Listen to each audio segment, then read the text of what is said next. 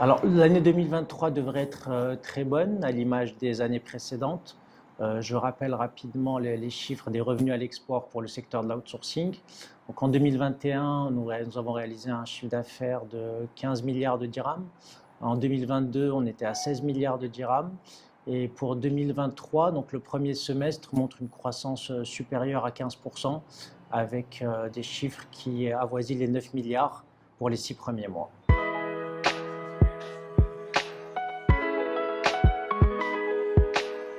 Alors, les principales évolutions concernent bien entendu et avant tout l'intelligence artificielle qui a fait une entrée assez fracassante, on va dire, dans notre secteur d'activité et qui présente selon nous de très nombreuses opportunités et non pas de véritables menaces dans le sens où nous avons nous-mêmes en tant qu'outsourceurs embarqué de plus en plus de technologies qui nous permettent d'être beaucoup plus performants à plusieurs égards.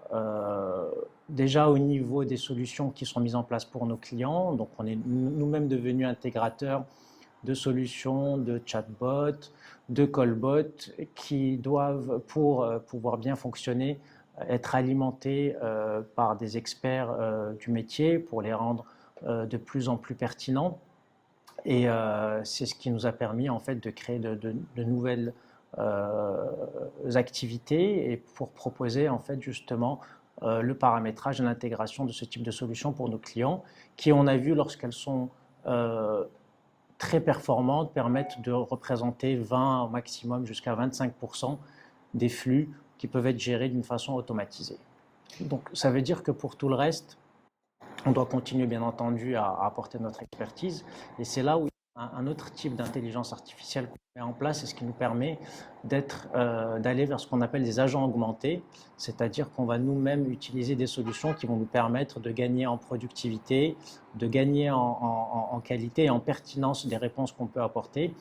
Et c'est en cela en fait que pour nous, c'est une véritable opportunité pour justement pouvoir proposer des modèles économiques encore plus optimisés à nos clients. Et on le voit dans différents domaines. Et enfin, il y a aussi tous les outils qui nous permettent de mieux gérer toutes les fonctions support. Comme vous savez, notre métier, c'est produire pour gérer en fait différents types de demandes de la part des clients de nos clients.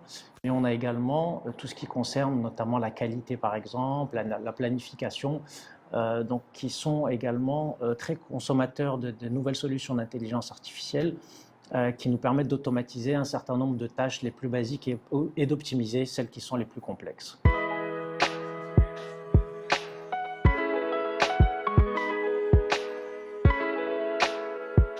Alors pour cette année 2024, c'est de poursuivre donc, cette montée en compétence sur ces technologies, puisqu'encore une fois, nous sommes les premiers utilisateurs de ces nouvelles solutions qui sont en train de révolutionner notre métier.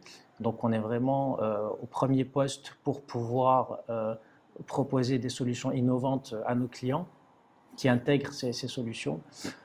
Il y a également la tendance majeure de la consolidation dans notre secteur qui est en train de se poursuivre. Chaque année, on a des géants du secteur qui se rapprochent pour pouvoir couvrir de plus en plus de régions, de plus en plus de langues, de plus en plus de métiers. Et ça, c'est un mouvement qui devrait se poursuivre. Et le troisième mouvement qui est très intéressant pour nous, c'est que la tendance de fond de l'externalisation est également en train de confirmer cette tendance haussière avec de plus en plus d'entreprises qui vont aller externaliser des fonctions qui sont de plus en plus complexes.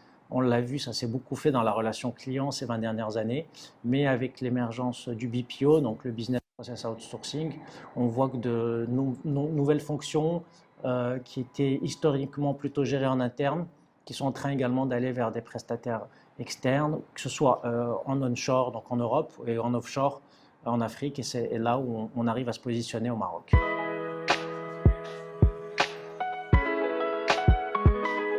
Le premier défi, c'est celui de l'intelligence artificielle, encore une fois, et donc nous sommes en train de le relever en changeant notre métier qui était plutôt orienté vers des solutions humaines et aujourd'hui on est vraiment dans un bundle de solutions humaines et techniques. Et c'est cette révolution qui est en cours. Il y a également, si on parle du Maroc de façon plus spécifique, une concurrence de plus en plus visible des destinations africaines. Mais ce n'est pas une tendance nouvelle et ça nous a permis, si vous voulez, de nous orienter vers un positionnement de plus en plus expert, de plus en plus qualitatif, puisqu'au niveau des coûts, on voit bien que d'autres destinations africaines sont plus agressives. Et dans certains cas, elles sont même aidées par des fortes dévaluations.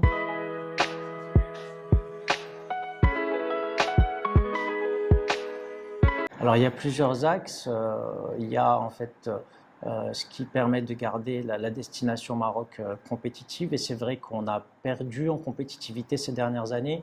Donc là on est en train de travailler et on a hâte de l'annoncer une nouvelle stratégie relative à notre secteur. Donc on travaille dessus depuis quelques mois avec notre ministère de tutelle qui est donc devenu le ministère de la Transition numérique et donc on a imaginé un certain nombre de nouvelles mesures notamment pour promouvoir et soutenir la création d'emplois, et également la formation dont je viens de vous parler.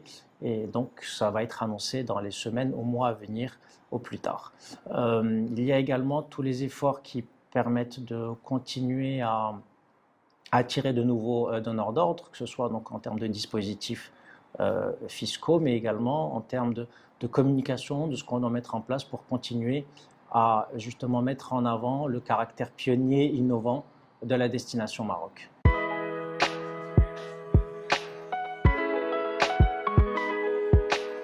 Ce qu'il faut savoir sur le marché mondial de l'outsourcing, c'est que contrairement aux autres secteurs industriels, par exemple, nous, on va avoir une répartition en fonction des langues qui sont couvertes.